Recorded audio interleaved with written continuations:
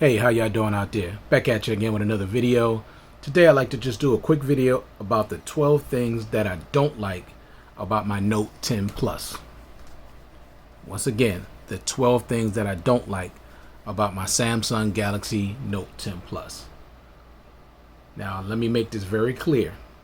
I love this device. It is my favorite device out of all the devices that I have. And in my opinion, it's the king of Android. That's just my opinion. Now, a lot of people are going to say, of course, it's not. They're going to say maybe the Pixel is. They're going to say maybe OnePlus is. Everybody has their different and own opinion. And that's okay. This is just my opinion based on my experience with various Android devices over the years. Now, I did do a video on the OnePlus, while I love the OnePlus 7T Pro, and also the 7 things I didn't like about the OnePlus 7T Pro, but I still absolutely love the phone. When it comes to smartphones, there's always going to be things that you like and things that you don't like, because there is no perfect phone. So with that being said, let's get started. The first thing I don't like about the Samsung Galaxy Note 10 Plus is there is no headphone jack.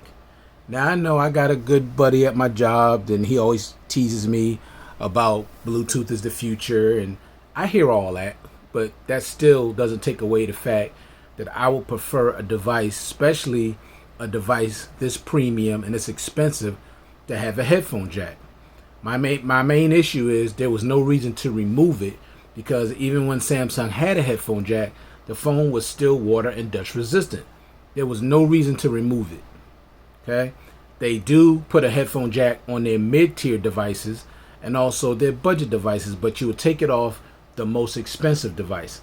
I don't like that at all. Makes no sense unless you're just trying to push and force people to go wireless, which I don't think you should have to do that. There's a lot of people that's going to choose wireless because they just like wireless. I don't like to be forced to go wireless if I don't. And then the thing that makes it, now the thing that Samsung kind of smooth it over a little bit is that they do give you a high quality pair of AKG tuned USB Type-C headphones. So at least they do that. They do give you a really nice pair of quality headphones that fits right into the charging port. But still, I would prefer a headphone jack. So that's the number one thing that I don't like about the Galaxy Note 10 Plus. Next thing, no iris sensor. Now that's something I really miss, because the Note 9 had an iris sensor, and also the Note 8, and also of course the Note 7. All these three Samsung devices all had iris sensors, and I loved them because it gave you an extra layer of security, and you could also use it to make payments, especially using it for Samsung Pay. So I like that extra layer of security with the eyes, and it was always faster than the face unlock. So I hate that Samsung took it away. I kind of understand to a point, because they wanted to go bezel-less. And let me just say this. I know that's the trend where everybody's going bezel-less. Nobody wants to have any bezels.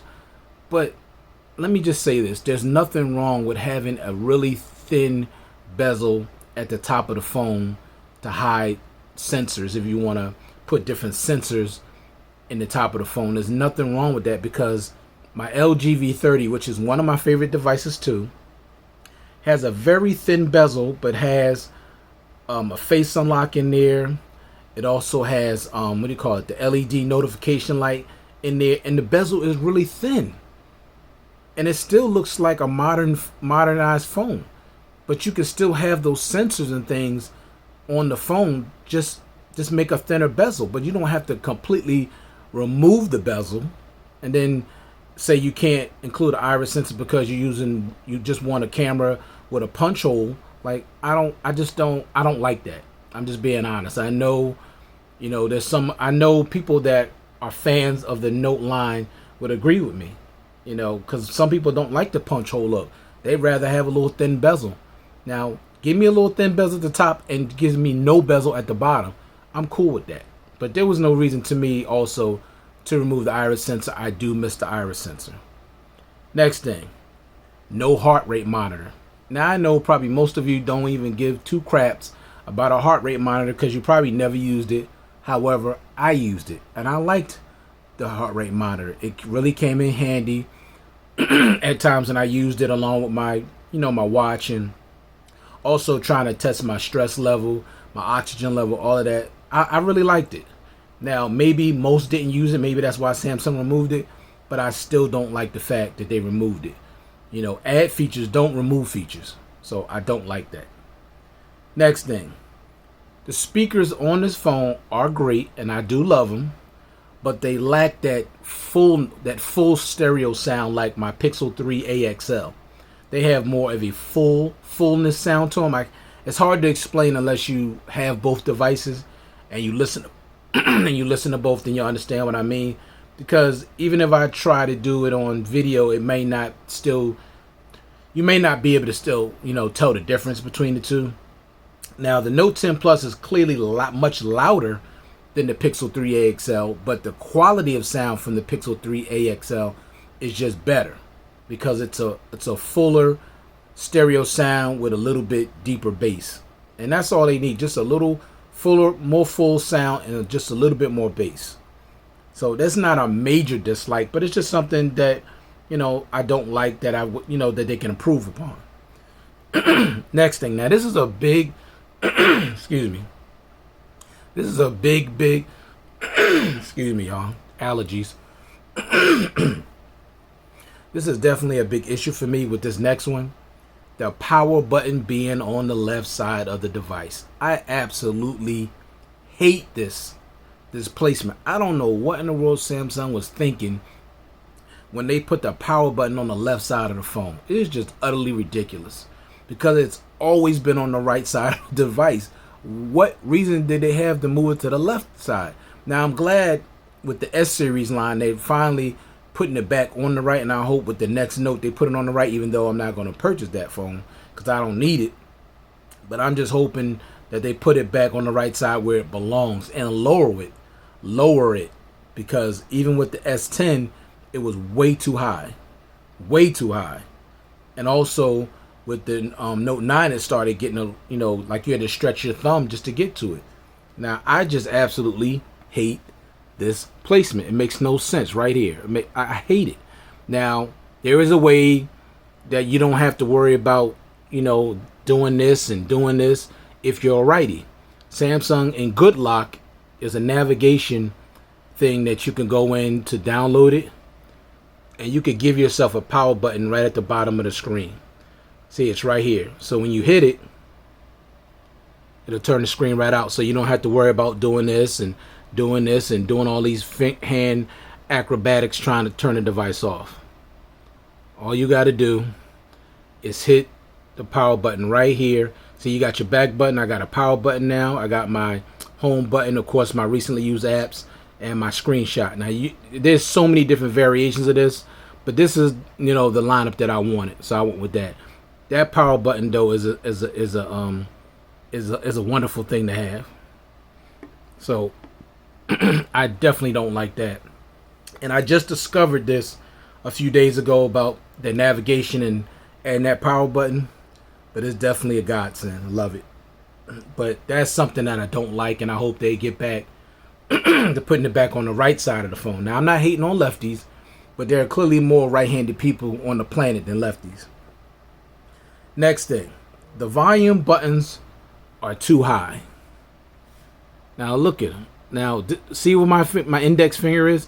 They're way up here. Why wouldn't they put them down here somewhere where it's easier to get to? See where now this is the way I hold my phone. The volume button should be right here, like nice and low for you to easily get to. I have no idea why they have to be up this high. That's just too high. They should put them somewhere down here in the middle of the device. So I don't like that. I really don't. Now, I actually like the volume buttons to be on the right side of the phone, just like the power button can be here, nice and low, and you could put the volume button right on top. Just give them a feeling of distinction between the two, for those that don't use a case. Now, if you're using the case, it's all going to feel pretty much the same. But that, I think that would just be better. I just don't like how high they are. Not a fan of that. Next thing. This is a big deal too. No IR blaster. Now, Samsung and LG used to be the pioneers when it came to the IR blaster. Now, Xiaomi or Huawei, it's almost like they're keeping the IR blaster alive, and people are going to start buying those phones. I mean, there's a lot of other Android phones out here that'll give you everything that you want and give you top quality, top specs, top performance, and you don't have to spend this ridiculous money for Samsung products. Now, I like Samsung, don't get me wrong, but people out there, you know, the average person is not spending $12, $16, $2,000 on a device. It's ridiculous when you don't have to. But I didn't mean to go on that rant, but just back to the IR blaster. IR blaster, for those that are not familiar with it, will allow you to control your TV, control your air conditioning, anything with an infrared, control your stereo system. It can control a lot of things. And Samsung, the last device that they had it on was the Note 4, and there was absolutely no reason for them to remove that. That was one of the features about that phone that I absolutely loved. The IR blaster, being able to turn on my TV, turn it off, change the channels, turn up the volume, lower the volume. I loved it. Very, very convenient. So I don't like the fact that a $1,100 device doesn't have an IR blaster, when there are phones right now that are coming out by Xiaomi that you can get them for like $500 that has an IR blaster.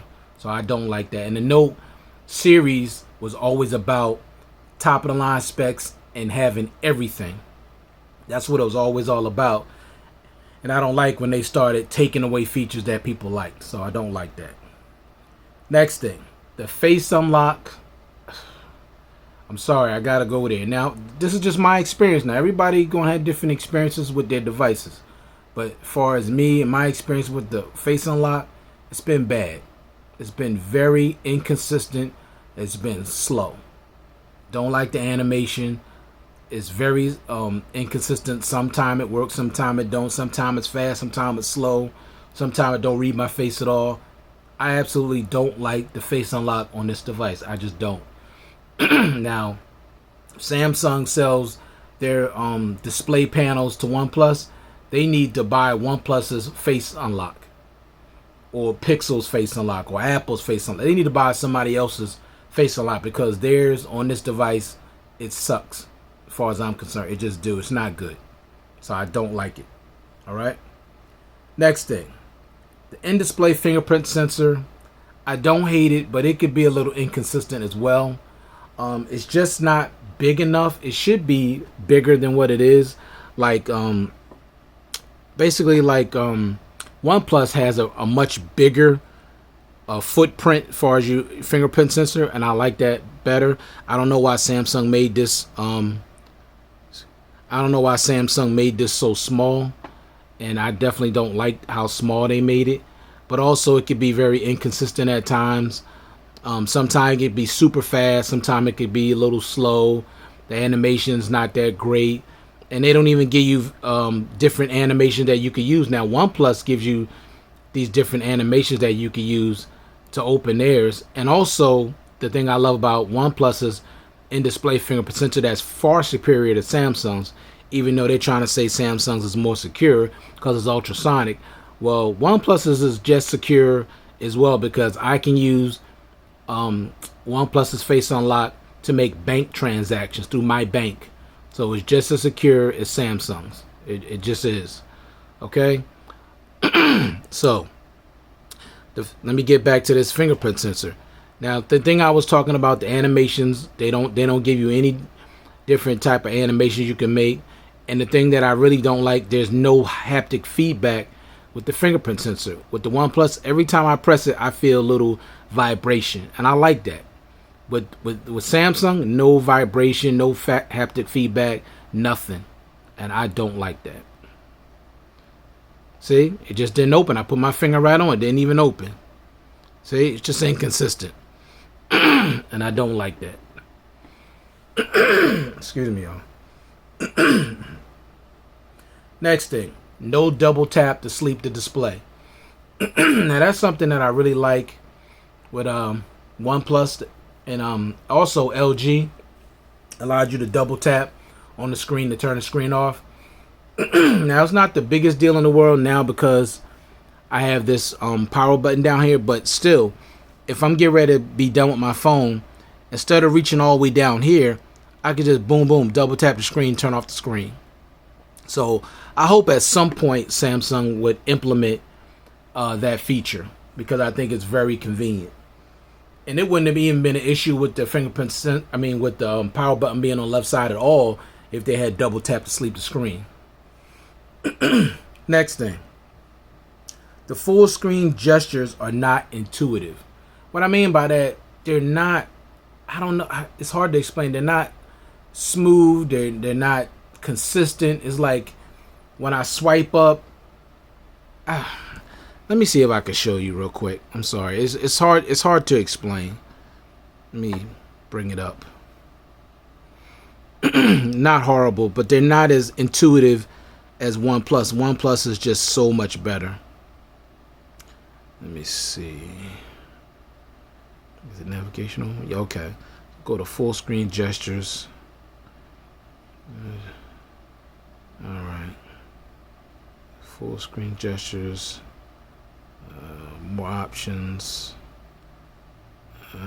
Swipe from home.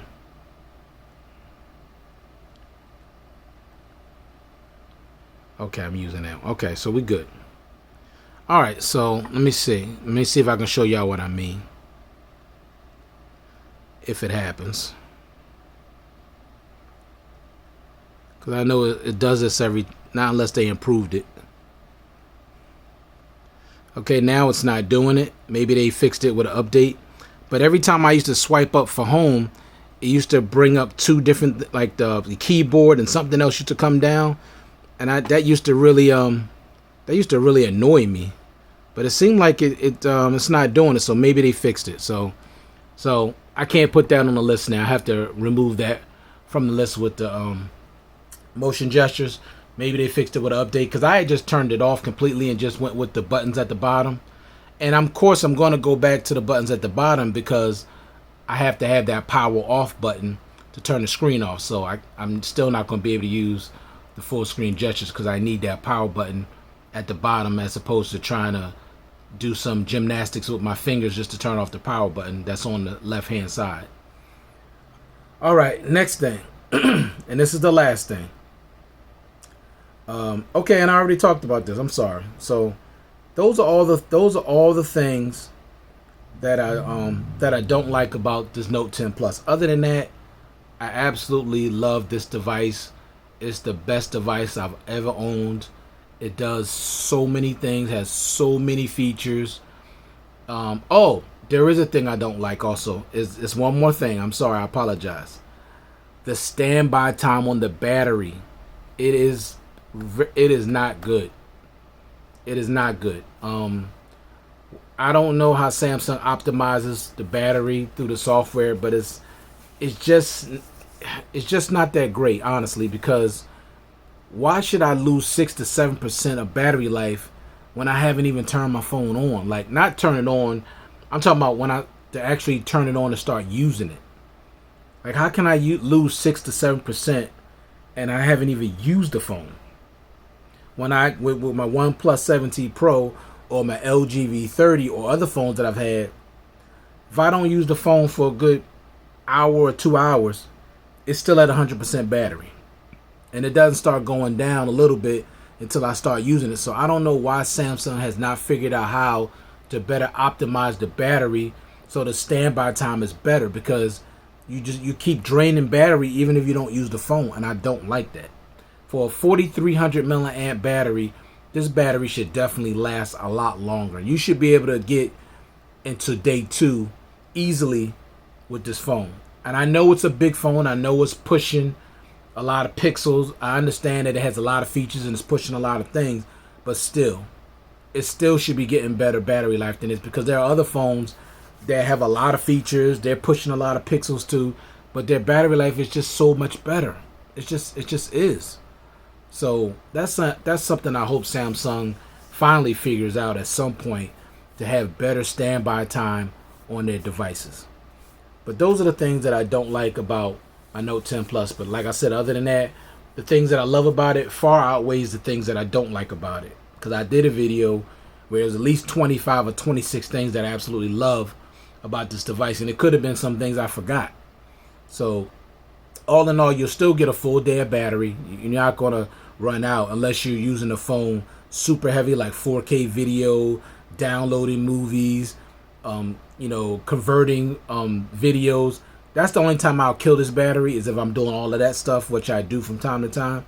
But if you just use it like, most average people, and you don't have your brightness at 100% like I do, it'll last you a full day easily. And you might be able to get into the next day if you use it, I say light to medium. But medium to heavy, you'll definitely get through a full day. So those are the things that I don't like about my Note 10 Plus. I do love this phone. It's my favorite phone. And it's still my opinion, it's the king of all Androids. So that's just, it's, like I said, there's always going to be things that you like and things that you don't like about a device, because no device has yet, to my knowledge, been perfect. And I don't think they're ever going to make a perfect device, because then there was no reason for you to buy the next one. They keep dropping these new devices every single year. So thank you very much for tuning in.